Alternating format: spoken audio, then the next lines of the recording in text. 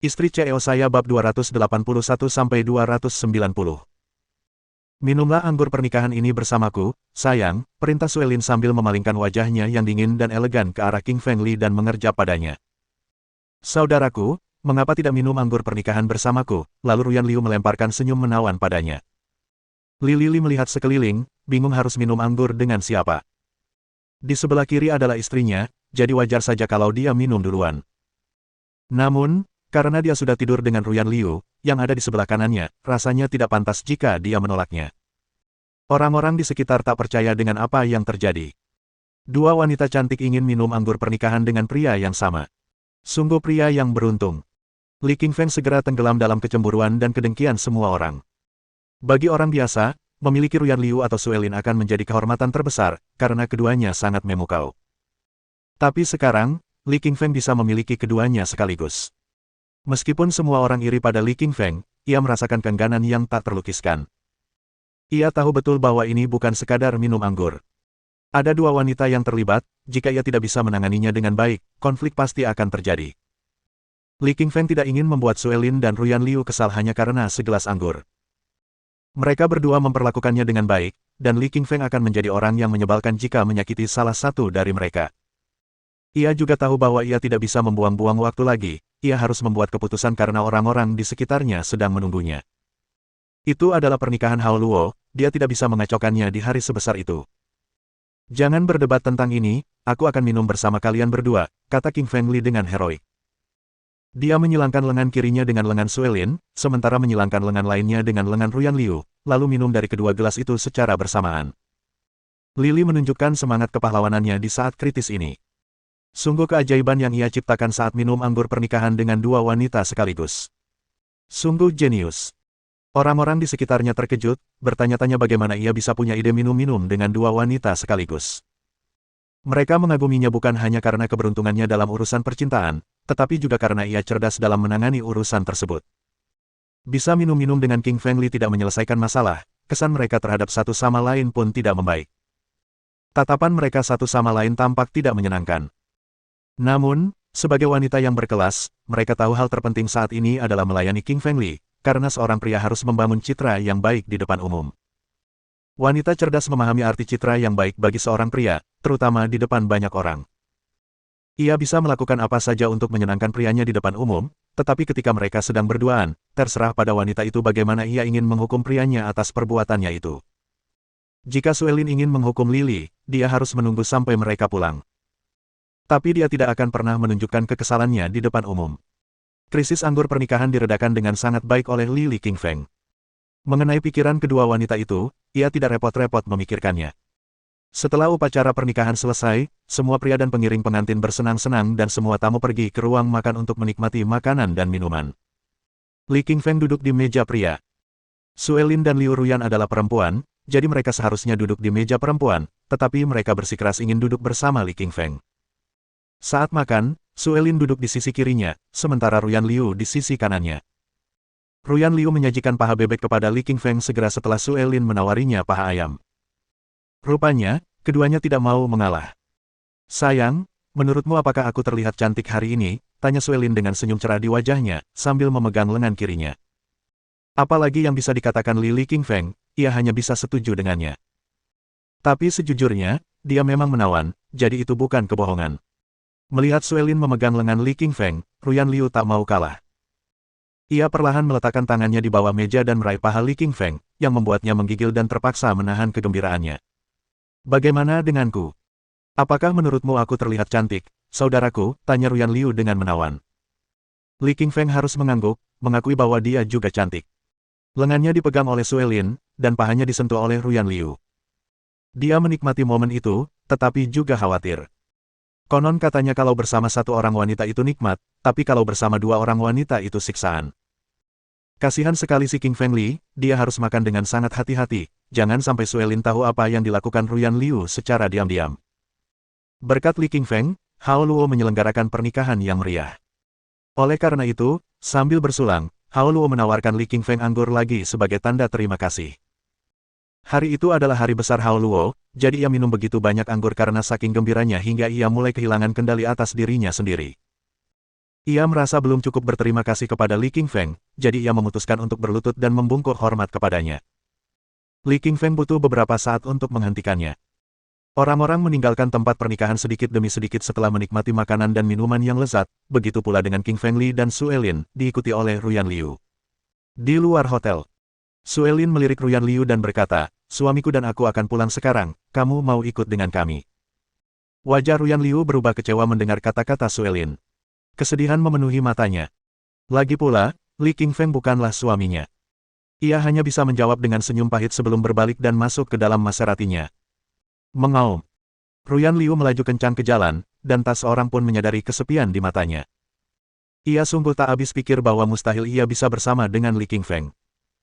Ayahnya dari ibu kota Jing meneleponnya kemarin dan memintanya untuk pulang dan menikah dengan Wang Shaoyang. Ia menolaknya karena ingin tinggal di kota Donghai lebih lama agar bisa bertemu Li Qingfeng beberapa kali lagi. Ruyan Liu tahu bahwa mustahil untuk bertemu dengannya lagi setelah ia meninggalkan kota Donghai dan menikah dengan Shaoyang Wang di ibu kota Jing. Jalan terjauh di dunia bukanlah jalan dari hidup dan mati, melainkan saat aku berdiri di hadapanmu, tetapi kau tak tahu bahwa aku mencintaimu. Jalan terjauh adalah saat kita saling mencintai, tetapi kita tak bisa bersama. Apakah kamu akan sedih jika suatu hari aku meninggalkanmu? Air mata membasahi wajah Ruyan Liu saat mengemudi. Jatuh cinta pada Li Qingfeng adalah kesalahan besar baginya, mengingat Li Qingfeng sudah menikah. Namun, dia tidak bisa disalahkan untuk itu. Dia tidak tahu bahwa Li Qingfeng sudah menikah ketika mereka pertama kali bertemu. Melihat Ruyan Liu berjalan pergi dan meninggalkannya sebagai bayangan kesepian, entah mengapa, tiba-tiba King Feng Li merasa kasihan padanya. Sejujurnya, ia ingin sekali pergi bersama Ruyan Liu, tetapi ia urungkan niat itu karena Su Elin ada di sampingnya. Siapapun yang ia pilih, salah satu dari mereka pasti akan terluka. Dia sudah pergi, kenapa kau masih mencarinya? Kecemburuan muncul di wajah Su Elin ketika dia melihat King Feng Li masih menatap ke arah Ruyan Liu pergi. Dia cemburu pada Ruyan Liu. Hal itu membuatnya sangat tidak nyaman ketika mengetahui bahwa Ruyan Liu benar-benar menyukai suaminya. King Feng Lin memberinya senyum canggung dan berkata, "Ayo pulang." Petik 2. Pria cerdas tidak akan pernah membicarakan satu wanita dengan wanita lain, itu tidak ada hubungannya dengan apakah wanita itu baik atau tidak. Hanya satu hal yang harus diingatnya, ia boleh menyimpan wanita itu di dalam hatinya, tetapi ia tidak pernah diizinkan untuk menyebutkannya. Bab 282.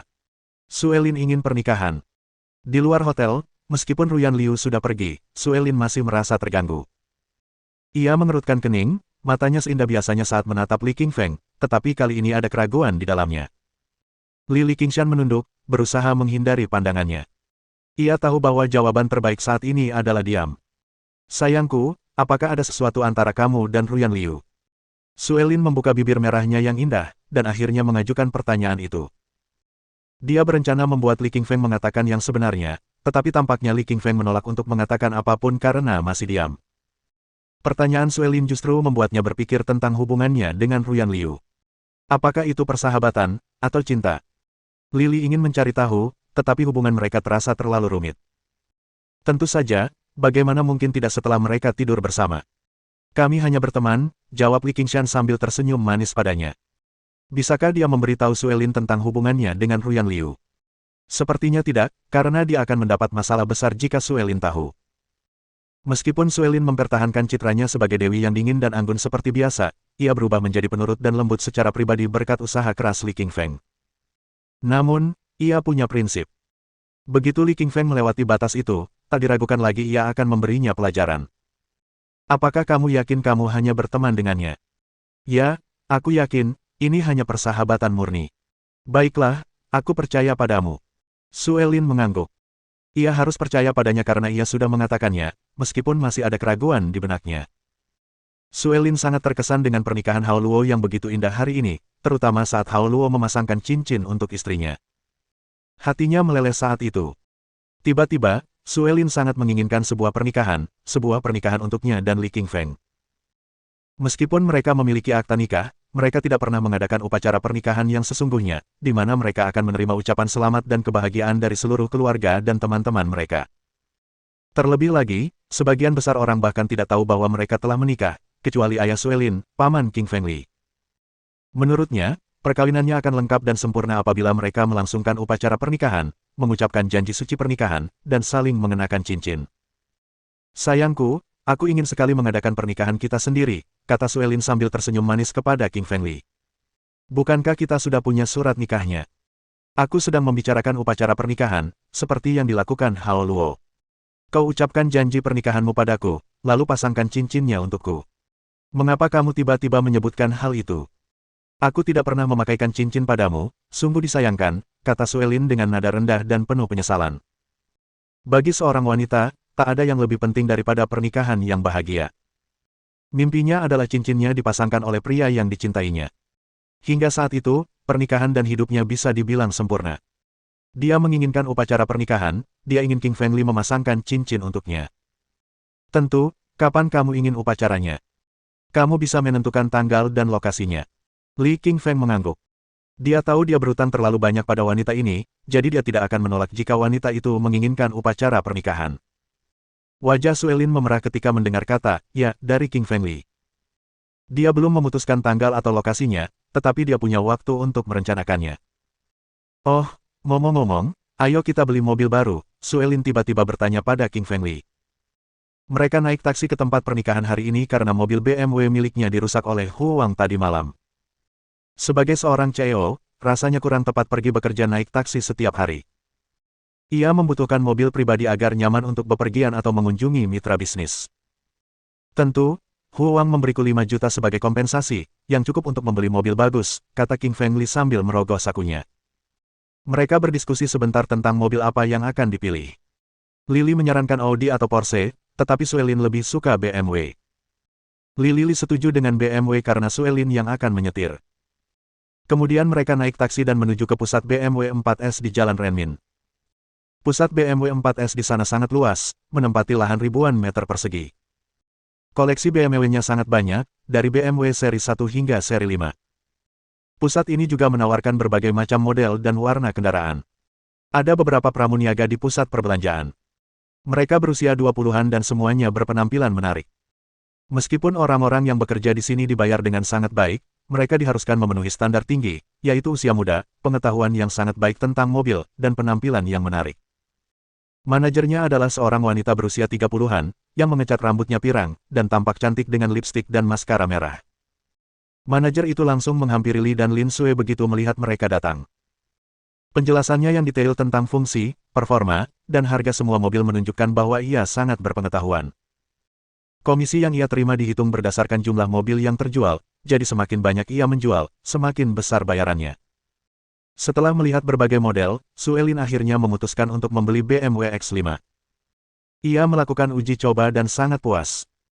Pusat BMW 4S ini memberikan layanan yang sangat baik, semua dokumen lengkap asalkan pembayarannya lunas. King Fengli dan Suelin langsung membawa mobilnya pergi setelah dia melakukan pembayaran. Namun, King Fengli mendapat panggilan telepon dari King Kong tidak lama setelah mereka pergi. Ada apa, King Kong? Tanya Li Qingshan sambil menjawab telepon. Kakak Li, ini bukan King Kong, ini Qiang Zhang, temannya. Sebuah suara asing terdengar. Berpikir sejenak, King Fengli menyadari bahwa King Kong memang memiliki seorang teman bernama Qiang Zhang, tetapi mengapa dia meneleponku dengan telepon King Kong? Li Qingfeng tahu bahwa sebagai pemimpin banyak pengganggu, King Kong selalu membawa ponselnya. Kalau ada yang menelepon, pasti King Kong. Lalu, mengapa temannya menelepon kali ini? King Zhang sepertinya merasakan kebingungan Li Qingfeng, jadi ia menjelaskan, jadi begini, kakak Li, King Kong pergi ke pertemuan pasukan bawah tanah di kota Laut Timur. Sebelum pergi, ia memberikan ponselnya kepadaku, dan memintaku untuk meneleponmu dan menyelamatkannya jika ia tidak bisa kembali dalam sehari. Menyelamatkan King Kong dari pertemuan pasukan bawah tanah. Li Qingfeng menyadari ada yang tidak beres. King Kong adalah temannya, dan tidak biasa memanggilnya. Namun, begitu dia memanggilnya, berarti sesuatu yang buruk telah terjadi. King Fengli mengerutkan kening, dan bertanya, di mana kamu, Qiang Zhang? Kakak Li, Raja Kong menyuruhku menunggumu di Gunung Sol, kata Qiang Zhang dengan penuh hormat. Baiklah, aku akan pergi ke Lone Mountain sebentar lagi, lalu King Fengli menutup telepon. Jika King Kong dalam bahaya, tentu saja King Fengli harus menyelamatkannya. Bab 283. KTT Pasukan Bawah Tanah. Sayangku, aku ada urusan. Sebaiknya kau pulang saja sendiri. Setelah memberitahu Suelin, King Fengli langsung keluar dari mobil. Perkelahian tak terelakkan jika ia ingin menyelamatkan King Kong. Ia tak ingin wanita itu tahu dan mengkhawatirkannya. Bagaimanapun, ia seorang wanita. Selalu ada hal-hal yang tak seharusnya ia libatkan. Hati-hati sayangku. Suelin mengerutkan kening dan memperingatkan. Lily melambaikan tangannya, memberi isyarat bahwa tidak ada yang perlu dikhawatirkan. Ia menghentikan taksi dan kemudian menuju ke Gunung Sol. Tak lama kemudian, ia sampai di sana, dan melihat seorang pemuda berambut pirang di kaki gunung. Pemuda itu tampak khawatir sambil terus berjalan mondar-mandir. Pemuda itu berjalan menghampiri Li Qingshan dengan tergesa-gesa dan menyapa, "Halo, Kakak Li, namaku Qiangzhang." Qiangzhang pernah bertemu Lily, dan tahu dia adalah bos sejati. Bahkan King Kong pun bersedia memanggilnya bos dan menjadi bawahannya. "Qiangzhang, tahukah kamu di mana pertemuan puncak pasukan bawah tanah diadakan?" tanya King Feng Li sambil mengangkat alisnya. "Aku tahu, ada di Bay Villa di pinggiran kota. Aku akan mengantarmu ke sana." Qiangzhang mengangguk, lalu meminta King Feng Li masuk ke mobil dan melaju ke puncak. Villa Bay terletak terpencil di daerah pinggiran selatan di Eastern Sea City. Ada danau buatan di depannya, begitulah asal namanya. Sementara itu, di villa, lobi seluas sekitar 1000 meter persegi itu, dengan lebih dari selusin meja. Di balik setiap meja, duduk seorang pemimpin pasukan bawah tanah di Eastern Sea City. Setiap pemimpin di sana memiliki kemampuan untuk membuat gelombang besar di kota Laut Timur. Setidaknya ada 10 pengawal yang berdiri di belakang setiap pemimpin. Di antara semua pemimpin, ada Huang dari klan Harimau Ganas, Bao Chen dari klan Tiga Macan Tutul, dan Lang Ye dari klan Serigala Tunggal. Huang, Bao Chen dan Lang Ye adalah 3 orang paling berkuasa di antara kekuatan bawah tanah di kota Laut Timur. Pertemuan puncak itu lebih merupakan pertemuan untuk memusnahkan dan menyatukan para pesaing lain, bukan pertemuan puncak kekuatan bawah tanah. Pasukan lainnya sudah tergabung dalam klan Huang, Bao Chen, dan Lang Ye. Ketiganya sepakat untuk membagi pasukan bawah tanah di kota Laut Timur dan mendirikan Liga Laut Timur. "Sudahkah kau memutuskan, King Kong? Satu-satunya cara agar kau tetap hidup adalah bergabung dengan Liga Laut Timur kami," kata Huang, yang wajahnya muram dan tangannya diperban. Tinjunya diremukkan oleh Li Qingfeng kemarin, jadi masih diperban. Dia tidak berencana menghadiri pertemuan puncak, tetapi berubah pikiran karena khawatir Bao Chen dan Lang Ye akan mengambil alih wilayahnya. King Kong tertawa terbahak-bahak mendengar kata-kata Huang. Dia mencibir, "Tidak mungkin, aku tidak akan pernah menjadi bagian dari Liga Laut Timur." Rupanya, King Kong tidak mau bergabung dengan Liga Laut Timur, karena ia tahu bahwa semua pasukannya di Lone Hill berada di bawah kendali Li Qingfeng. Ia tidak bisa mengkhianati Li Qingfeng. Menurut pendapat King Kong, tidak ada orang lain di kota Laut Timur selain King Feng Li yang memenuhi syarat untuk menjadi pemimpin. "Huang, sepertinya King Kong tidak menghargai kebaikanmu, lalu kenapa tidak kau persetan dengannya dan ambil alih pasukannya?" Bao Chen mencibir dan menawarkan nasihatnya. "Tentu."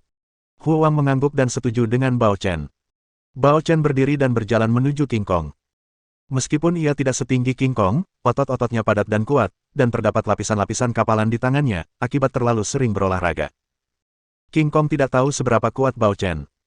Bao Chen termasuk di antara 3 pasukan bawah tanah terkuat di kota Laut Timur. Setiap langkah yang diambil Bao Chen membuatnya semakin ganas, dan akhirnya mencapai puncak keganasannya saat ia berjalan mendekati King Kong. Bao Chen tiba-tiba melemparkan tinju kanannya dengan ganas ke arah King Kong, disertai ledakan sonik yang dahsyat. King Kong mengangkat tangannya ke depan wajah untuk menangkis pukulan yang datang. Bang! Tinju Bao Chen mendarat di lengan King Kong, mengeluarkan suara tumpul. Wajah King Kong segera berubah karena lengannya terbakar dan rasa sakitnya sangat tajam seolah-olah lengannya akan patah. Ia tidak menyangka Bao Chen sekuat itu. Ia terdorong mundur setidaknya 7 langkah hingga akhirnya berhenti.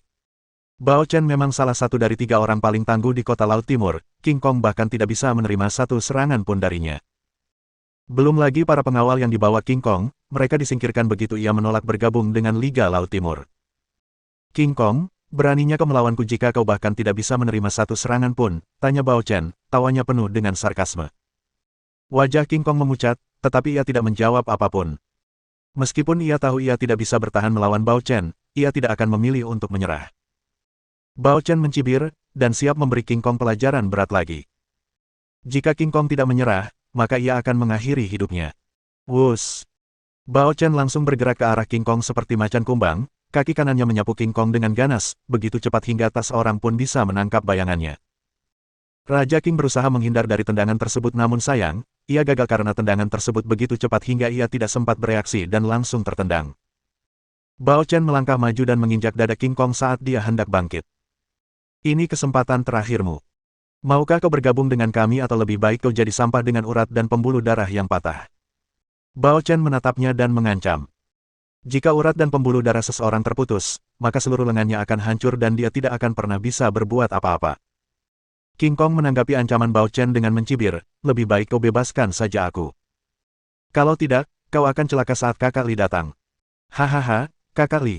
Lucu sekali. Di mana kakakmu saat kau menderita di sini? Dia hanya pengecut. Bao Chen mencibir, jelas dia tidak peduli dengan King Feng Li.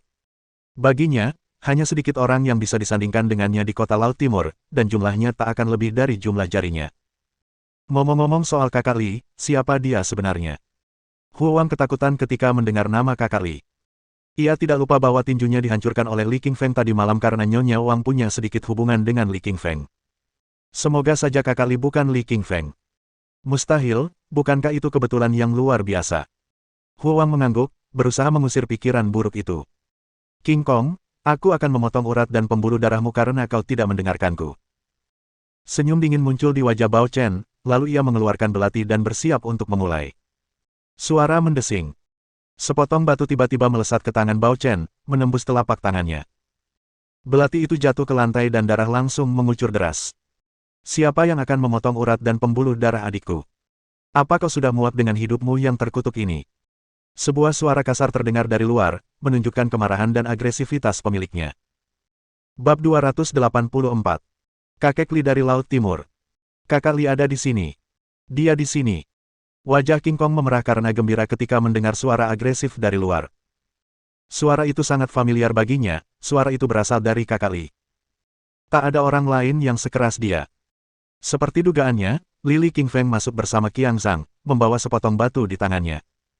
Sepotong batu telah menembus telapak tangan Bao Chen. Siapa kau sebenarnya?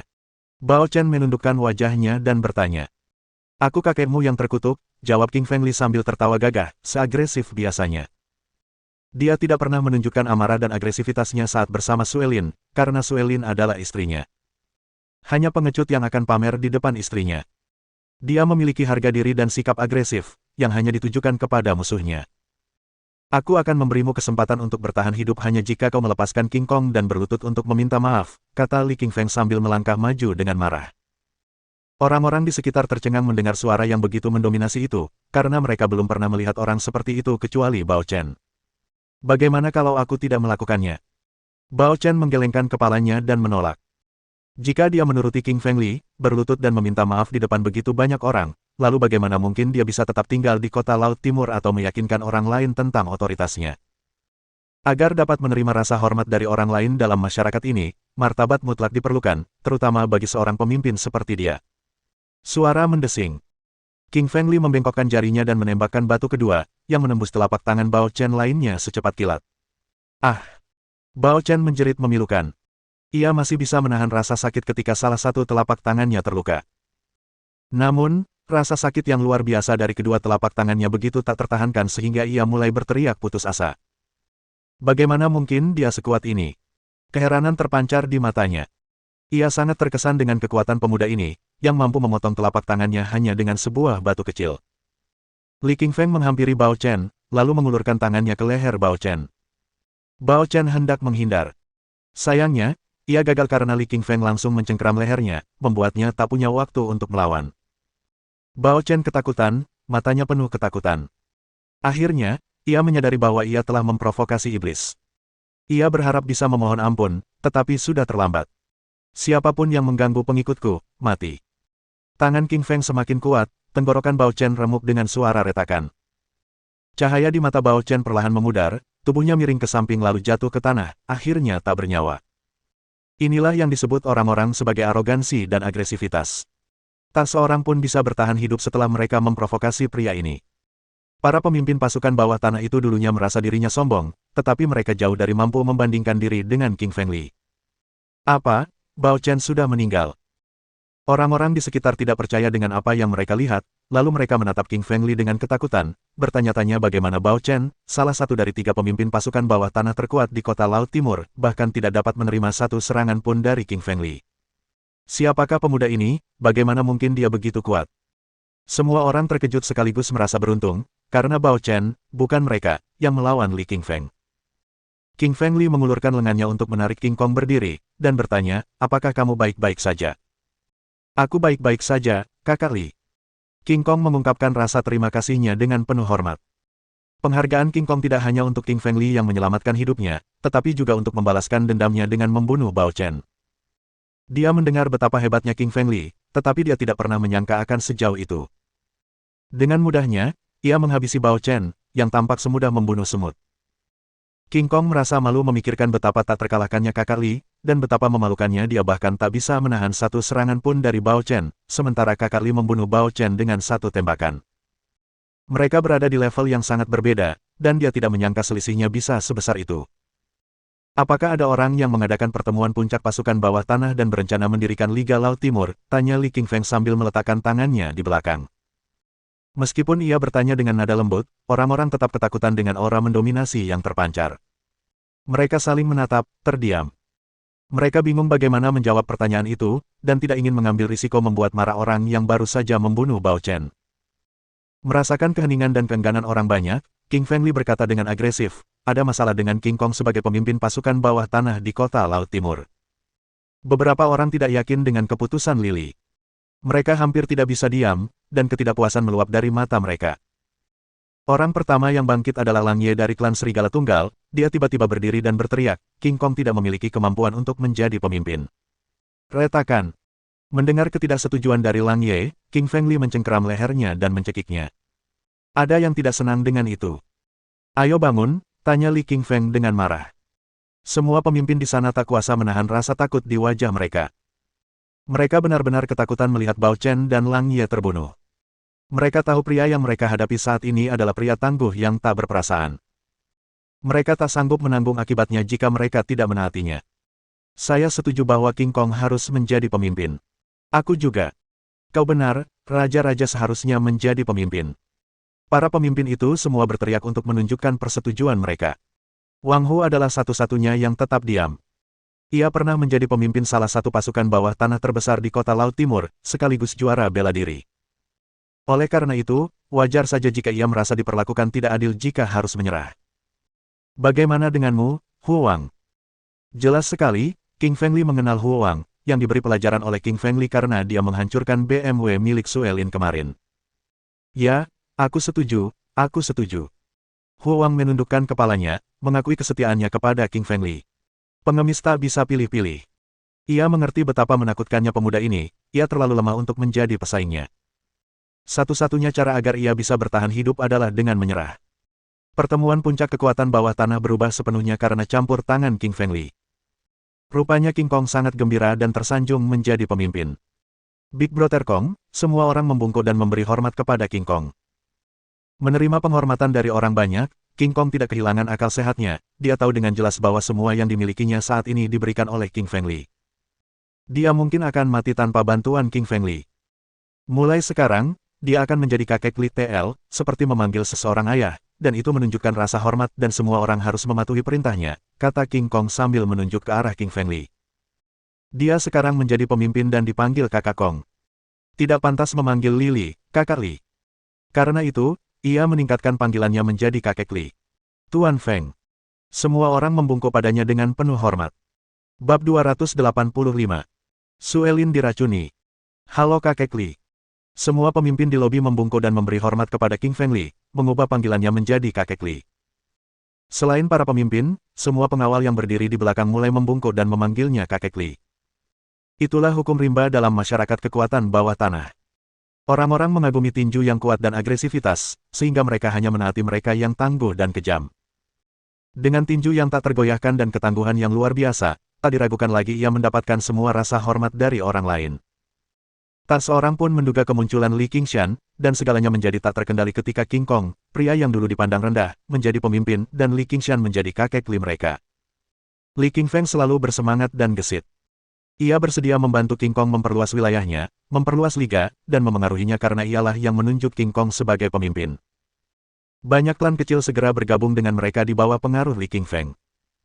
King Kong juga mendirikan liga baru bernama Liga Qingfeng. King Kong hanyalah pemimpin nominal, sedangkan pemimpin sebenarnya adalah Li Qingfeng. Lily tidak tertarik dengan ekspansi dan pertempuran antar kekuatan. Karena itu, ia melambaikan tangan ke arah King Kong, berbalik, dan segera pergi setelah menyelesaikan tugasnya, yaitu membantu King Kong menjadi pemimpin. Dia adalah Raja Serigala dari benua Serigala, dan klan Taring Serigala yang dipimpinnya sangat kuat. Siapapun dari klan itu pasti bisa membunuh semua orang itu. Klan Taring Serigala menguasai seluruh benua Serigala, menyelesaikan tugas yang tak terhitung jumlahnya dengan sempurna, melindungi miliarder Eropa, membasmi tentara bayaran yang melanggar hukum, dan bahkan membunuh ular boa monster raksasa di hutan hujan Amazon. King Fengli berjalan keluar dari Bay Villa, menuju rumahnya. Sementara itu, seorang tamu tak diundang muncul di villa nomor 13. Suelin sedang beristirahat di dalam ketika tiba-tiba mendengar seseorang mengetuk pintu. Ternyata itu adalah seorang pengantar air setelah ia sampai di pintu. Pengantar air itu berusia parubaya, mengenakan seragam biru, dan menenteng tong air di bahunya. "Halo, ini air tong yang Anda pesan," kata pengantar itu sambil tersenyum. "Air dalam tong." Suelin ragu-ragu sejenak, kebingungan melintas di matanya. Ia tidak ingat pernah memesan air minum dalam tong, mengapa ada yang mengantarkannya.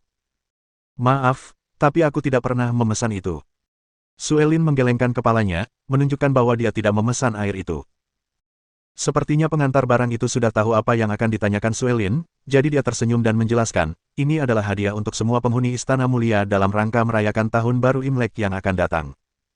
Mendengar ucapan kurir itu, Suelin tiba-tiba terlonjak kaget. Istana Mulia adalah kawasan paling mewah di kota Laut Timur. Setiap villa di sini berharga jutaan dolar, yang tentu saja tidak terjangkau bagi siapapun. Meskipun harga rumah di Noble Palace sangat tinggi, mereka memberikan layanan kelas atas sebagai balasannya. Semua penghuni akan mendapatkan hadiah selama liburan. Ia ingat hadiah dari tahun lalu juga berupa air dalam tong. Yang penting bukan seberapa mahal hadiahnya, melainkan keramahannya. "Terima kasih, tolong taruh saja air dalam tong di atas dispenser." Suelin menunjuk dispenser air di ruang tamu sambil tersenyum ramah. Sebenarnya ini saat yang tepat untuk mengantarkan air, karena persediaan airnya sudah habis sekarang. Setelah meletakkan tong di atas dispenser, kurir itu berbalik dan berjalan keluar. Namun, saat hendak pergi, kilatan menyeramkan melintas di matanya. Suelin tidak melihat ekspresi menyeramkan di mata tukang antar itu dan tidak menyangka ada yang salah dengannya. Tak dapat dipungkiri, Noble Palace adalah properti paling mewah di kota Laut Timur. Properti ini dikembangkan oleh keluarga Wang, salah satu dari 4 besar di kota ini. Dari segi kualitas properti, keamanan, dan layanan penyewaan, semuanya terawat dengan baik. Sudah bertahun-tahun sejak Istana Mulia dibangun, dan tidak ada satupun kecelakaan yang terjadi, yang benar-benar membuktikan betapa berpengalaman dan profesionalnya keluarga Wang dalam pengembangan real estate. Suelin merasa haus, jadi ia pergi mengambil air dari dispenser. Ia langsung menyesapnya, karena ia merasa tidak ada masalah dengan airnya. Air mengalir dari mulut Suelin ke tenggorokannya, akhirnya mencapai perutnya. Wajahnya tiba-tiba berubah, saat ia merasakan sakit yang tak tertahankan dari perutnya. Rasa sakit di perutnya begitu luar biasa hingga wajahnya berubah sangat pucat, ia mulai kehilangan keseimbangan dan penglihatan, lalu ia terjatuh ke lantai dan pingsan. Setelah meninggalkan villa, kurir itu melepas seragamnya, lalu masuk ke mobil hitam dan menuju ke rumah keluarga Wang. Di dalam rumah keluarga Wang, ayah dan anak itu menunggu hasil tes dengan putus asa. Mereka diracuni oleh pria berjubah hitam itu. Jika mereka ingin selamat, mereka harus membantunya. Pria berjubah hitam itu memberi mereka sebungkus obat untuk dicampurkan ke dalam air yang dikirim ke villa nomor 13, tempat Lily tinggal. Selama ia minum air itu, ia pasti sudah mati. Pria berjubah hitam itu memberitahu mereka bahwa mereka hanya bisa mendapatkan penawarnya jika mengikuti instruksinya. Untuk mendapatkan penawarnya, mereka memerintahkan bawahan mereka yang paling terpercaya untuk mengantarkan air beracun itu ke tempat Lily. Villa tempat tinggal King Fengli berada di Istana Bangsawan, salah satu properti milik keluarga Wang. Berkat itu, mereka jadi tahu betul tentang tempat usaha di sana dan bisa mengirimkan air beracun. Rasanya sudah berabad-abad lamanya sebelum kurir itu akhirnya kembali. "Paman Wang, apakah paman sudah mengantarkan air ke rumah Li Qingshan?" tanya Kei Wang dengan tergesa-gesa saat pria parubaya itu kembali. Ini masalah hidupnya, dia tidak bisa lebih mengkhawatirkannya lagi. "Tuan muda, air telah diantar ke villa nomor 13 dengan selamat," jawab pria parubaya itu dengan hormat. Akhirnya, ayah dan anak itu mendapat kesempatan untuk merasa lega mendengar kata-kata pria parubaya itu. Kebahagiaan terpancar di mata mereka. "Bagus sekali, apakah King Fengli menyadari ada yang salah?" "Tuan muda, Li Qingfeng tidak ada di rumah saat itu." "Apa?" Bagaimana kamu bisa masuk saat dia tidak di rumah? Tuan muda, istrinya Suelin ada di rumah, jadi saya meletakkan tong itu di atas dispenser air. Bagus sekali. Setelah Li Qingfeng pulang dan minum air itu, dia pasti sudah mati. Kai Wang mencibir, sementara seberkas cahaya dingin terpancar dari matanya. Sayangnya, yang tidak diketahui Kai Wang adalah bahwa sebelum King Feng Li sempat minum air itu, Suelin merasa haus dan sudah meneguk airnya. Li Qingfeng merasakan ada yang tidak beres dalam perjalanan pulang dari pertemuan puncak pasukan bawah tanah. Ia tidak tahu persis apa yang salah, tetapi merasa itu bukan hal yang baik. Ia memberi sopir taksi uang 100 yuan lagi agar sopir taksi bisa mengantarnya pulang lebih cepat. Sesampainya di villa nomor 13, Li Qingfeng mulai mengetuk pintu. Tak ada yang menjawab setelah berkali-kali mengetuk. Aneh sekali, BMW yang baru saja dibeli Suelin terparkir di depan, itu artinya dia ada di rumah, tetapi mengapa dia tidak membuka pintunya? King Feng Li mengeluarkan ponselnya dan menelepon Suelin, tetapi dia tidak mengangkatnya. Tunggu, aku bahkan bisa mendengar nada deringnya dari ruang tamu, jadi dia pasti mendengarnya. Kenapa dia tidak mengangkatnya padahal deringnya terus-menerus? Wajah King Feng Li menunduk, apa yang tengah terjadi tampaknya tidak benar, sebuah firasat buruk mulai muncul dalam benaknya. Bab 286. King Feng menjadi marah. Lily tidak bisa masuk ke villa karena lupa membawa kunci hari ini. Namun, ia tahu sesuatu sedang terjadi dan ia tidak bisa menunggu. Bang! Lily mengulurkan kaki kanannya dan menendang pintu hingga terbuka. Tendangannya begitu kuat sehingga pintu langsung hancur. Namun, yang menarik perhatiannya adalah Suelin yang terbaring di lantai. Apa yang terjadi padamu, sayang?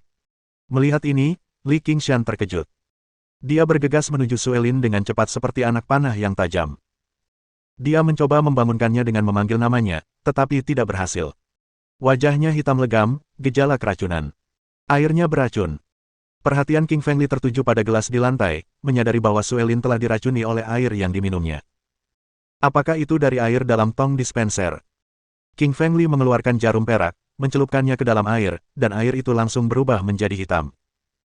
Li Qingfeng adalah seorang dokter yang sangat terampil, jadi tidak sulit baginya untuk menyadari bahwa racun itu bukan racun biasa.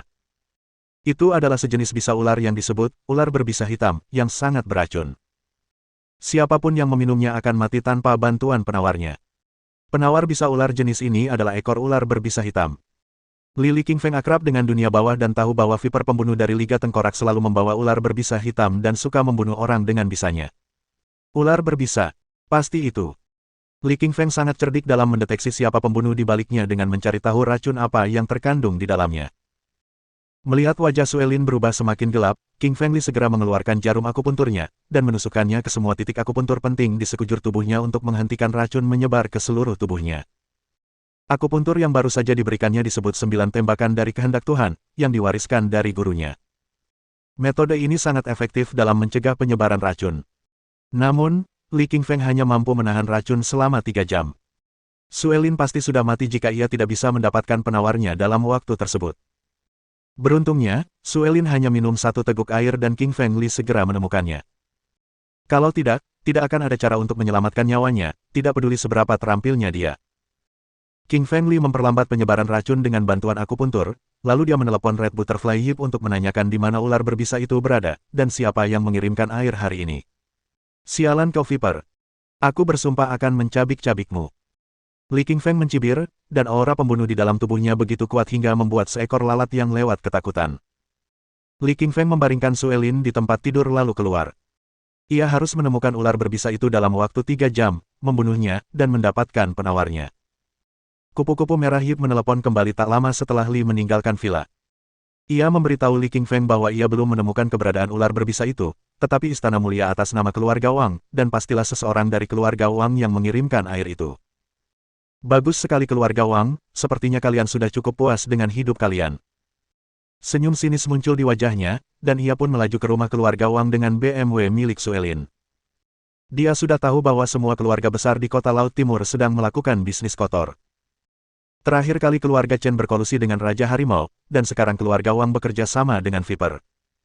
Rupanya, menghancurkan keluarga Chen tidak membuat semua orang itu takut. Lalu, ia harus memberi mereka pelajaran berat lagi dengan menghabisi keluarga Wang. Sekarang, King Feng Li menjadi gila. Ia ingin memberi mereka pelajaran berdarah, bahwa mereka harus membayar harganya dengan darah jika berani menyakiti siapapun yang dicintainya. Ledakan. Li Qingfeng melaju ke keluarga Wang seperti melawan waktu. Ia harus mengamuk karena kehabisan waktu untuk mendapatkan penawar racun Suelin. Mobilnya mampu melesat menembus kemacetan lalu lintas bak ikan yang lincah. Tak butuh waktu lama baginya untuk tiba di villa keluarga Wang setelah menerobos jalanan yang padat. Villa keluarga Wang terletak di sisi utara pusat kota. Sama seperti keluarga Chen, mereka juga tinggal di sebuah bangunan mewah, dan ayah serta putranya tinggal di sana. Tak heran jika mereka memiliki sistem keamanan canggih. Di pintu depan berdiri dua pengawal bertubuh jangkung dan berotot, dan ada lebih dari selusin pengawal yang berkeliaran di halaman belakang. Sudah menjadi kebiasaan bagi orang kaya untuk memiliki pengawal, karena tidak ada yang lebih penting daripada keselamatan mereka sendiri. Hei kamu, berhenti di sini. Ini properti keluarga Wang, tidak ada mobil yang boleh masuk. Melihat King Feng Li mendekat, pengawal itu berteriak padanya. Namun, King Feng Li menjawab dengan senyum dingin, menekan pedal gas lebih keras dan mobil itu tiba-tiba berubah menjadi monster mekanik, bergegas menuju pintu depan dengan panik. Kedua pengawal di pintu depan berusaha menghentikan mobil, tetapi tertabrak dan terlempar ke udara. Akhirnya, mereka mendarat dengan keras setelah berputar 360 derajat di udara, dan sulit untuk memastikan apakah mereka masih hidup atau sudah mati. Satu-satunya pertanyaan yang terlintas di benak kedua pengawal itu sebelum pingsan adalah siapa pria itu. Kenapa dia begitu gila, menabrak pintu depan dengan mobilnya. Dengan suara dentuman keras, mobil itu menembus pintu depan rumah keluarga Wang yang kokoh dan meninggalkan lubang besar. Saat ini, tidak ada yang bisa menghentikan Li Qingshan untuk melaju menuju villa. Jika ada sutradara yang berkesempatan menyaksikan kejadian itu, ia pasti akan terkejut dan mengakui bahwa inilah cara syuting film Hollywood yang sesungguhnya. Li Qingfeng membanting pintu mobilnya dengan keras. Suara gedoran lili saat memukul pintu begitu keras sehingga bahkan pengawal dan keluarga Wang di villa pun dapat mendengarnya dengan jelas. Hal pertama yang mereka lihat setelah keluar adalah sebuah mobil melaju kencang melewati pintu depan, melesat dengan liar seperti monster gila. Hentikan mobilmu! Hentikan mobilmu! Teriak semua pengawal kepada King Feng Li. Li Qingfeng tidak peduli apa yang mereka katakan, kobaran api amarah membara di matanya. Ia terus memacu mobilnya dan melaju ke arah para pengawal. Mereka tidak sempat menghindari mobil bersayap yang melaju kencang itu, akibatnya, mereka hanya bisa membiarkan diri mereka tertabrak mobil. Tiba-tiba, para pengawal itu tergeletak di tanah dengan menyedihkan, lengan dan kaki mereka hilang. Tragedi yang dialami para pengawal tidak memperlambat King Feng Li, ia terus melaju mendekati ayah Wang dan putranya. Wajah mereka berdua memucat-pucat pasi. Mereka terlalu takut untuk menggerakkan kaki, yang mereka lakukan hanyalah berdiri diam dan menggigil. Mereka mencoba berbalik dan lari dari mobil, tetapi mobil itu begitu dekat sehingga akan menabrak mereka sedetik kemudian. Gila, orang yang mengemudikan mobil itu memang gila. Ketakutan di wajah pucat mereka berdua menunjukkan bahwa mereka belum pernah melihat orang gila seperti dia, yang berani menabrak pintu kokoh dan sekelompok orang dengan mobilnya dan tidak peduli dengan nyawanya sendiri. Vroom! Lili memutar setir ketika hendak menabrak ayah dan putranya. Setelah melaju dengan kecepatan ekstrim dan melakukan pengereman mendadak, mobil berbalik arah dan berhenti tepat 10 cm di depan ayah dan putranya. 10 cm, keduanya hanya berjarak 10 cm dari kematian. Namun, Li Qingfeng menghentikan mobil di saat yang genting. Bukankah Li Qingfeng ingin membunuh mereka? Ia berharap bisa mengakhiri hidup mereka sekarang juga.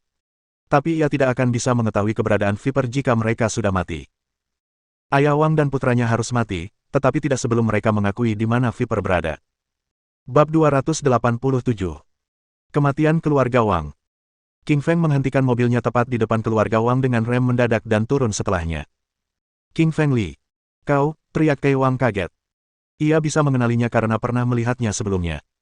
Selain terkejut, ia juga merasa bingung karena ia bertanya-tanya bagaimana mungkin King Feng masih hidup setelah ia meminta orang lain untuk meracuni air di vilanya.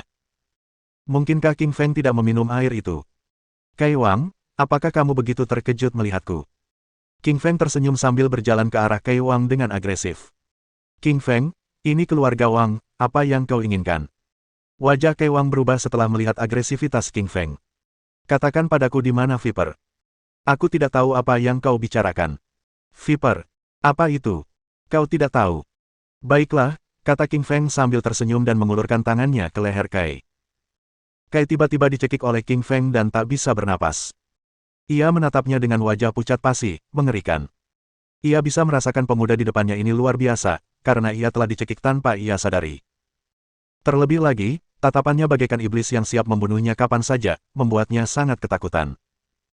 Jangan ganggu anakku, Yi Wang tiba-tiba panik dan berteriak pada King Feng saat melihat putranya dicekik oleh King Feng. Itu putranya sendiri. Yi Wang tidak terlalu peduli apakah pengawal di luar sudah mati atau belum, karena dia bisa saja menyewa lebih banyak pengawal asalkan mereka kaya. Ada banyak orang di luar sana yang rela melakukan apa saja, bahkan mengorbankan nyawa demi uang.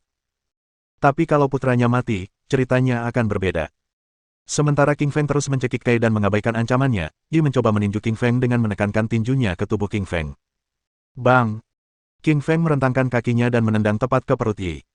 Yi terdorong beberapa meter jauhnya, dan wajahnya yang pucat memuntahkan genangan darah. Katakan padaku, di mana Viper? Tanya King Feng tanpa ampun pada Kai. Kai menggelengkan kepalanya untuk menunjukkan dia tidak tahu. Baiklah, pergilah ke neraka. King Feng tersenyum dingin dan mematahkan leher Kai, lalu melemparkannya ke tanah. King Feng berbalik dan berjalan menuju Yi Wang. Kekejaman di sekelilingnya semakin menjadi-jadi, seolah-olah dia adalah iblis dari neraka. Yi Wang ketakutan dan menatap pemuda ini dengan ketakutan luar biasa setelah melihat tenggorokan Kai dipatahkan olehnya dalam sedetik. Iblis. Pria di depannya ini memang iblis sungguhan. Ia bisa merasakan kematian saat ia mendekat. Katakan sekarang. Di mana Viper? Tanya King Feng menghampiri Yi Wang, menendangnya ke lantai, dan menginjak wajahnya. Aku tidak tahu apa sebenarnya Viper yang kau bicarakan. Yi Wang terus menggelengkan kepalanya dan berkata dengan ketakutan. Sebenarnya, dia sama sekali tidak tahu apa-apa tentang Viper, tetapi pemuda di depannya ini terlalu menakutkan baginya untuk menjelaskan apapun karena dia merasa seperti akan mati. Tiba-tiba, King Feng mengedipkan mata dan menyadari bahwa Viper pasti akan menyembunyikan identitasnya dan tidak akan memberitahu keluarga Wang namanya jika sampai ke Huaxia. Setelah menyadari hal itu, ia segera bertanya, lalu siapa yang memintamu mengantarkan air tong beracun itu? Air tong yang beracun. Wajah Yi memucat karena tahu triknya ketahuan. Namun, ia tidak mau membocorkan apapun tentang pria berjubah hitam itu karena jika ia melakukannya, penawarnya akan hilang dan ia pasti akan mati. Patah. King Feng meraih salah satu jari Yi dan langsung mematahkannya. Yi mulai menjerit sekeras-kerasnya karena rasa sakit yang luar biasa. Katakan padaku, siapa yang memintamu mengantarkan air beracun itu? Tanya King Feng lagi dengan senyum menyeramkannya. Karena Yi tidak merespons, King Feng menjentikkan jari keduanya. Yi hampir kehilangan kesadaran karena rasa sakit yang hebat ini setelah jarinya dijentikkan 2 kali berturut-turut. Oke, kukatakan padamu. Seorang pria berjubah hitam memberiku racun itu. Dia memintaku untuk memasukkannya ke dalam ember berisi air dan mengirimkannya ke tempatmu. Yi mengungkapkan semuanya kepada King Feng sambil tampak ketakutan. Di mana pria berjubah hitam itu? Apakah kau akan membiarkanku hidup jika aku memberitahumu? Tanya Yi sambil menjauh dari King Feng. Tidak, King Feng tersenyum dingin dan menggelengkan kepalanya. Yi menjadi putus asa setelah mendengar kabar dari King Feng. Dia berhenti membocorkan informasi tentang pria berjubah hitam itu kepada King Feng karena dia tahu pria itu akan mati juga.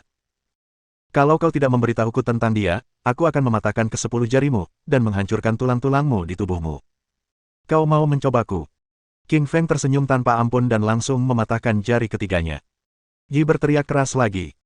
Ketika jari ke-8-nya patah, ia akhirnya tak mampu lagi menahan rasa sakit dan mengungkap tempat persembunyian pria berjubah hitam itu. Pria berjubah hitam itu berada di dalam gua yang dalam di pegunungan di daerah pedesaan. Yi menatap King Feng dengan putus asa dan ingin hidupnya segera berakhir.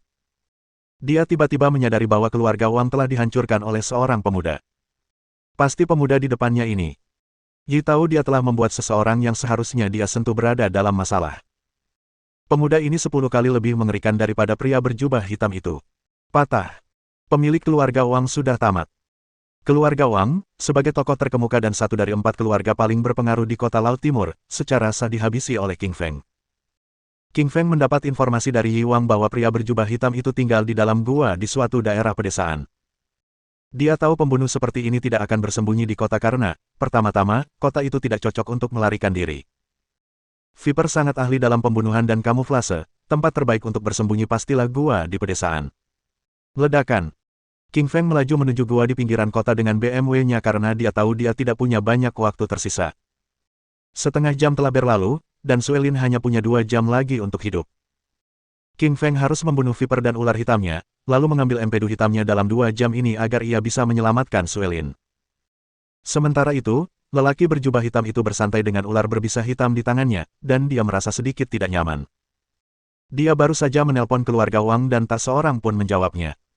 Sebagai pembunuh bayaran utama di organisasi pembunuh tengkorak, dia sangat peka dan waspada terhadap bahaya dan dia bisa merasakan ada yang tidak beres. Ganti lokasi, gumam lelaki berjubah hitam itu sambil berdiri, ia hendak pergi ke lokasi lain. Namun, ketika ia hendak berbalik, seorang pemuda tiba-tiba muncul tepat di hadapannya dengan begitu tersembunyi dan sunyi. Sosok itu begitu tak dikenali sehingga bahkan pria berjubah hitam itu pun tak menyadari apapun. Tidak menyadari seseorang datang ke sisinya adalah kesalahan terbesar sebagai pembunuh tingkat atas. Bab 288. Detoksifikasi untuk Suelin. Viper, kau mau kemana? Li Qingfeng tersenyum muram, tatapannya dingin dan tajam saat menatap pria berbaju hitam itu. Oh tidak, Raja Serigala ada di sini. Viper kehilangan ekspresinya dan matanya melebar ketakutan. Bagi seorang pembunuh, ketahuan tempat persembunyiannya adalah hal yang fatal. Kaki Viper menghentak tanah dan tubuhnya mundur dengan cepat. Namun, Li Qingfeng masih lebih cepat darinya, ia melesat maju seperti sambaran petir. Qingfeng langsung menerjang ke depan, mengayunkan tinju kanannya dengan tiba-tiba, dan meninju tubuhnya. Viper mengayunkan tinjunya ke arah tinju Qingfeng.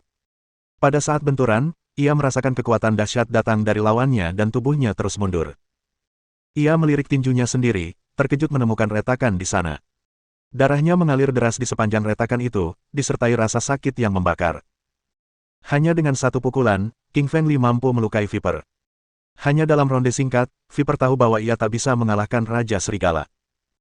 Meskipun ia salah satu pembunuh bayaran terbaik di Liga Skeleton, perbedaan kemampuannya dengan Raja Serigala masih sangat jauh. Wah!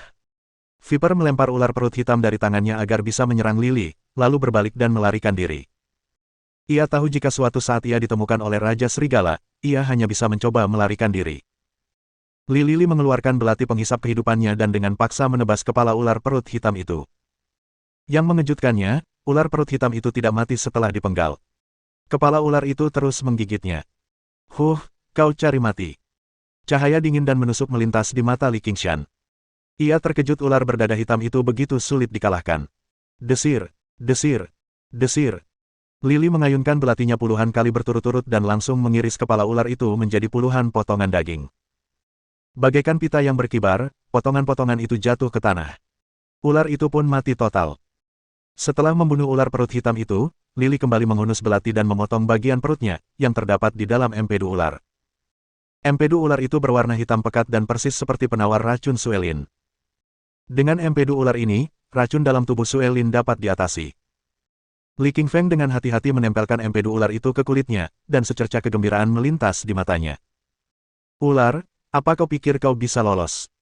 Li Qingfeng tersenyum dingin dan mengejar ular. Viper harus mati.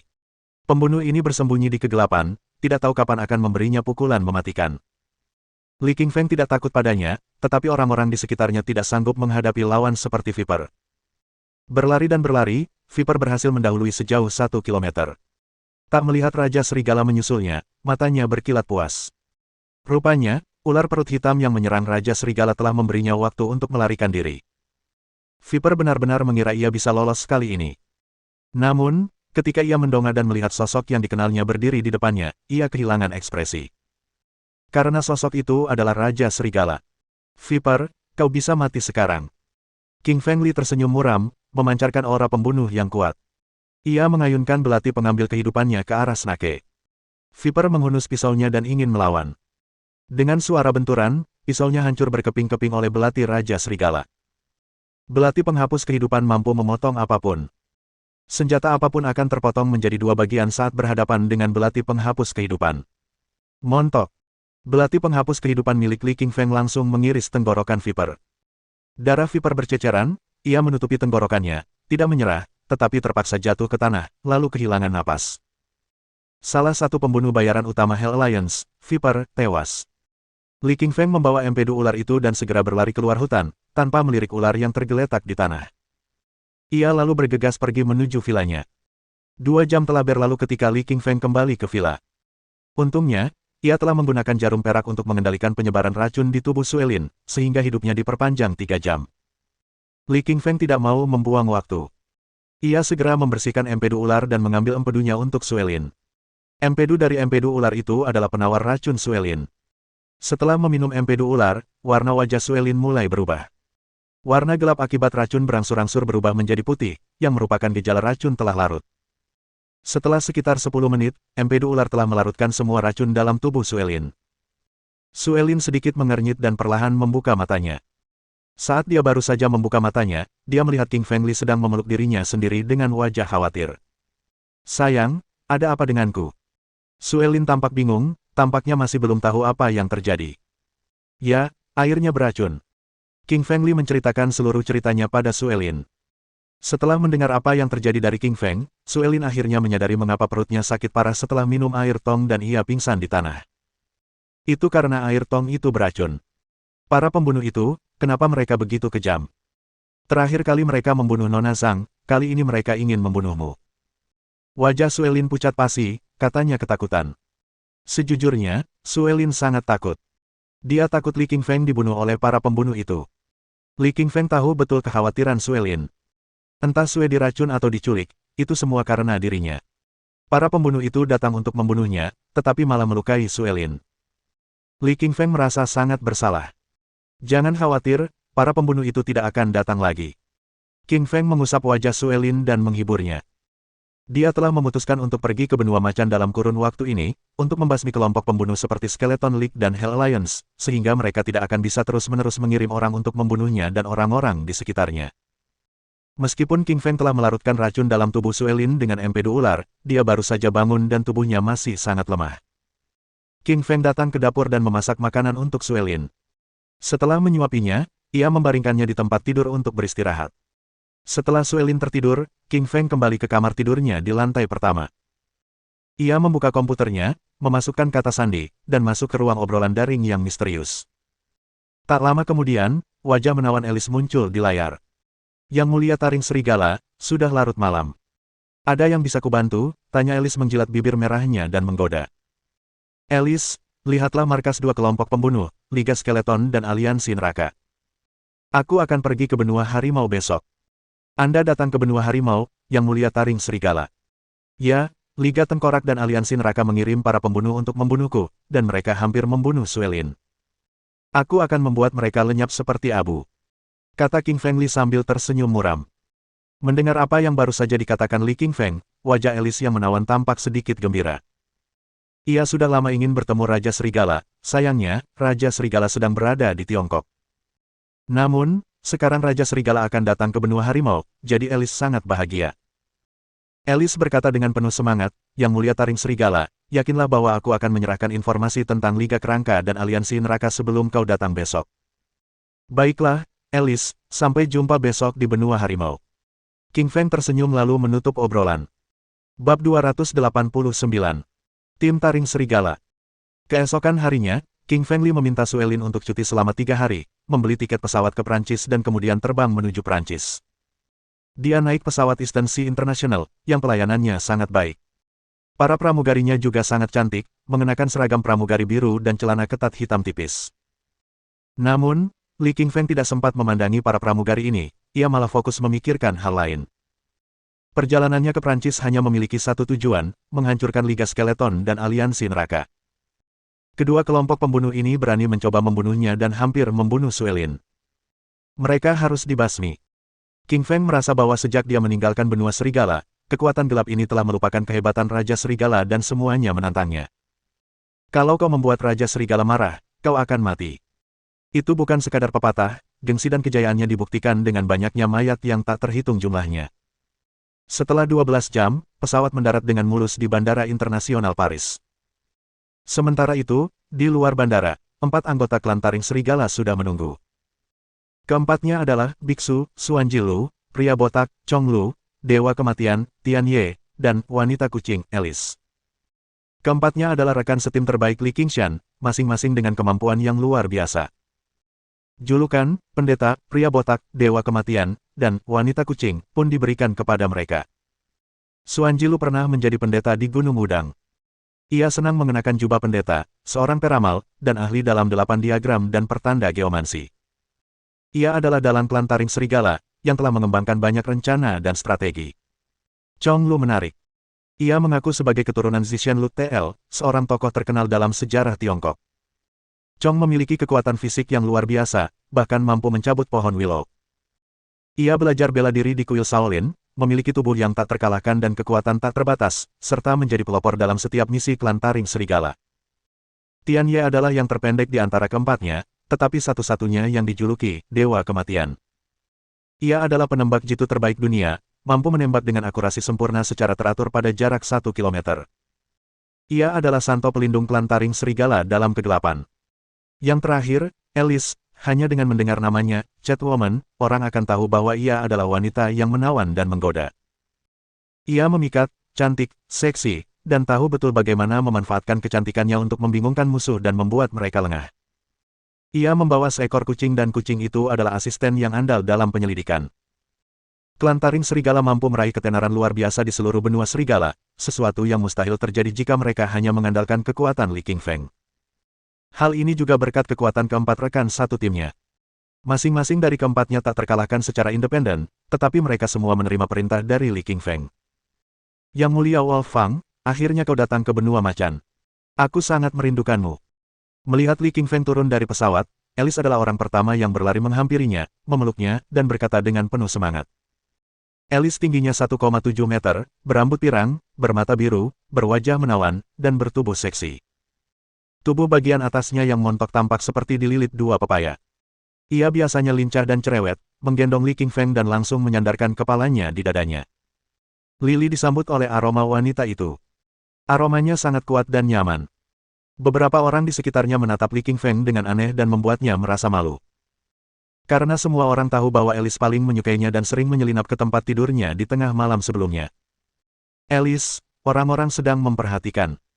Qingfeng Li mendorong Alice menjauh darinya dan membiarkannya memperhatikan sekelilingnya. Alice enggan disingkirkan, dan sedikit kesedihan muncul di matanya. Pendeta, manusia botak, dewa kematian, lama tak berjumpa. Qingfeng Li tersenyum dan menyapa orang-orang ini. Bos, kalau kau tak mau kembali, kami siap pergi ke Huaxia untuk mencarimu. Si botak tersenyum dan berkata. Pendeta dan dewa kematian pun mengangguk setuju dengan perkataan si botak. Mereka telah berdiskusi bahwa jika Li Qingfeng masih tidak datang, mereka akan pergi ke Tiongkok bulan depan untuk mencari Li Qingfeng. Li Qingfeng adalah jiwa klan Taring Serigala. Tanpa Li Qingfeng, klan Taring Serigala akan kehilangan semangatnya, dan mereka akan terbatas dalam melakukan apapun. Hanya klan Taring Serigala dengan Li Qingfeng yang merupakan klan Taring Serigala. Kali ini aku di sini untuk membuat gebrakan besar bersama kalian, kata Li Qingfeng sambil tersenyum kepada kru. Bos, terlalu banyak mata dan telinga di sini. Ayo kita kembali ke villa dan bicara. Kata pendeta itu. Dia adalah dalang klan Taring Serigala, teliti dan berhati-hati dalam melakukan segalanya.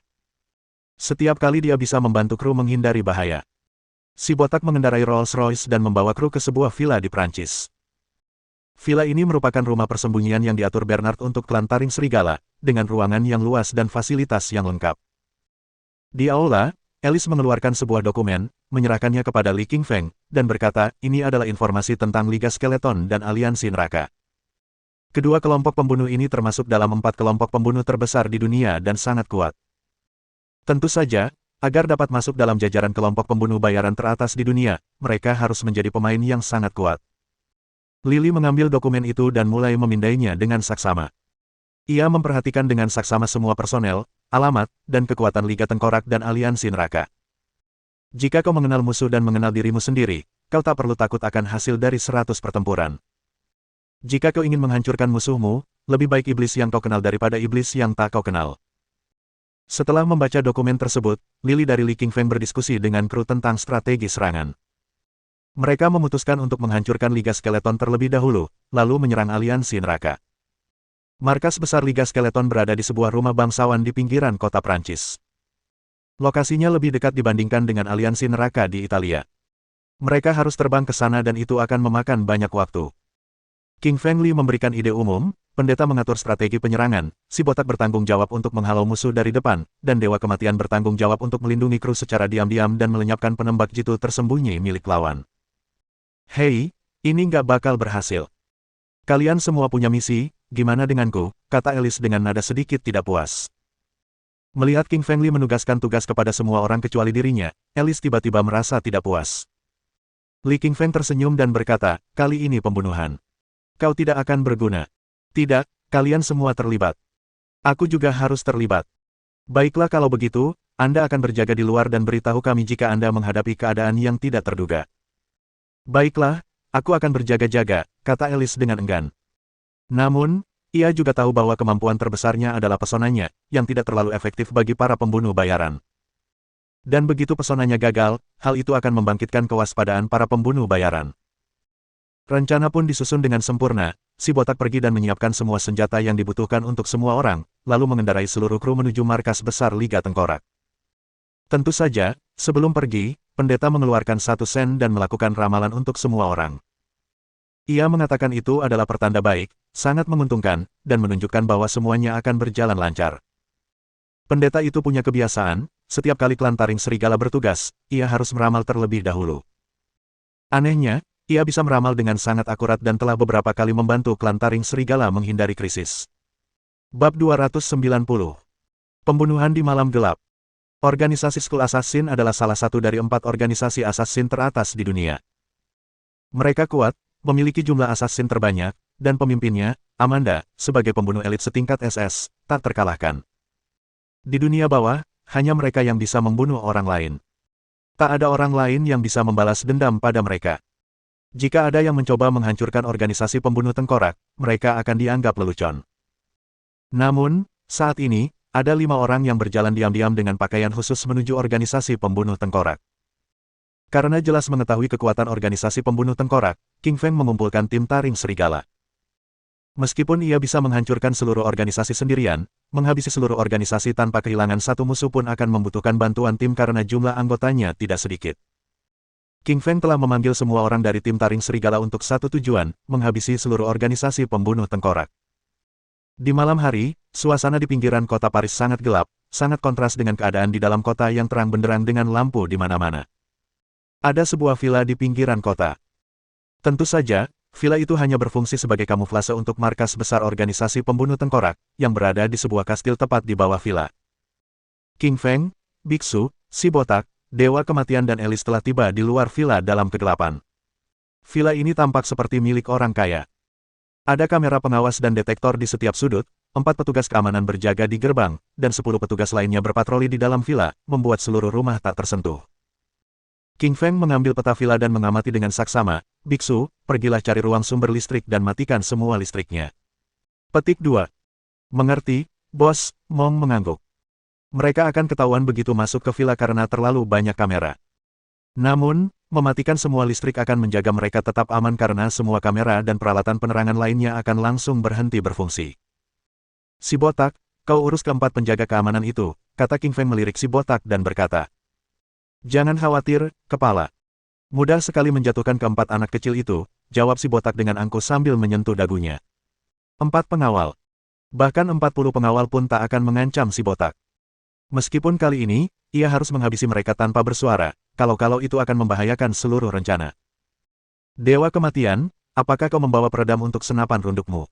Baik, bos. Bagus. Aku akan naik ke villa di dalam dan menghabisi 10 pengawal itu. Kau tetap di sini untuk mengawasi dan menembak orang-orang mencurigakan jika terjadi keadaan darurat, perintah King Feng sambil melirik Dewa Kematian. Kalian semua punya tugas sekarang, bagaimana denganku? Tanya Alice sambil menatap King Feng. Alice, aku sudah bilang sebelum ke sini. Kamu tetap di luar dan awasi. Kalau ada keadaan darurat seperti ada pembunuh mendekat, kamu harus menghajarnya, mengerti? Ya. Alice mengangguk penuh semangat setelah mengetahui misinya. Baginya, apapun akan baik-baik saja selama dia bisa bekerja sama dengan Yang Mulia. Mong membungkukkan pinggangnya seperti kelelawar di kegelapan dan menemukan ruang pasokan listrik. Ia kemudian menyelinap masuk ke ruangan itu dengan mudah, mengeluarkan peralatannya, dan memutus sirkuit listrik. Seluruh villa menjadi hitam legam dalam sedetik setelah listrik padam. Sekarang, teriak King Feng pelan dan masuk ke dalam villa secepat kilat. Si botak pun mulai berlari menghampiri keempat pengawal itu. Setelah King Feng masuk ke dalam villa, dia mendapati ke-10 pengawalnya berada dalam kegelapan sementara mereka belum dapat bereaksi akibat pemadaman listrik yang tiba-tiba. Sebenarnya, pasokan listrik di rumah itu cukup stabil, tidak ada masalah sejak rumah itu dibangun. Namun, ini adalah pertama kalinya listrik padam. Kelly, pergilah periksa ruang pasokan listrik dan lihat apa yang salah, tanya kepala pengawal itu kepada pengawal terakhir. Kelly, sebagai pengawal di ujung, ketika dia berbalik dan hendak pergi memeriksa ruang catu daya, dia melihat bayangan hitam berdiri tepat di belakangnya. Saat dia hendak mengatakan sesuatu, sebuah senjata mengiris tenggorokannya secepat kilat. Kelly, kenapa kau berdiri di sini? Kepala memintamu untuk memeriksa ruangan, tanya pengawal ke-9 dengan bingung sambil menepuk bahu Kelly. King Feng memegang senjatanya erat-erat dan memotong yang berikutnya.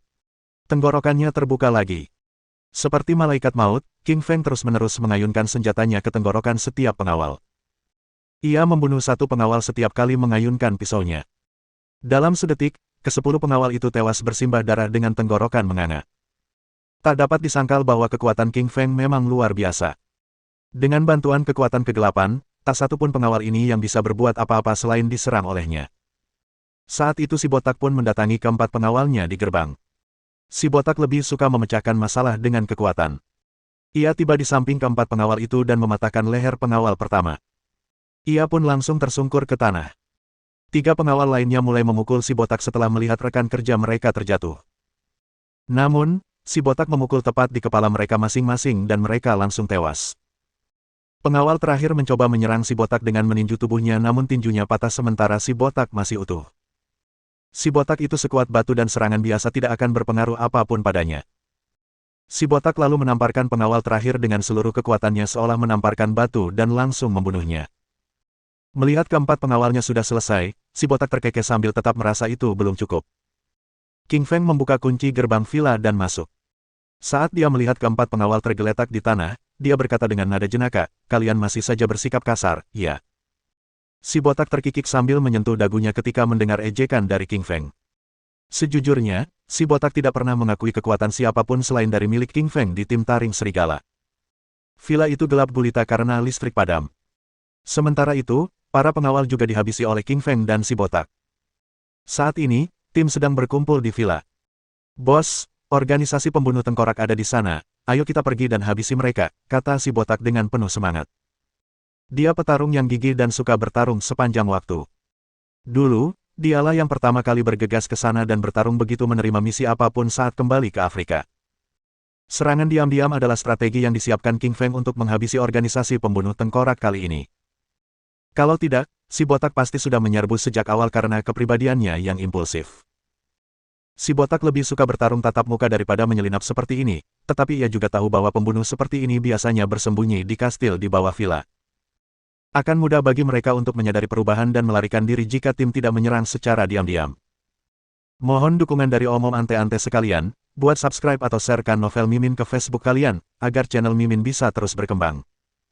Dengan begitu, Mimin bisa lebih semangat untuk up novel seru lain ke depannya. Buat teman-teman yang sudah subscribe dan sharekan novel Mimin, Mimin ucapkan terima kasih sebanyak-banyaknya.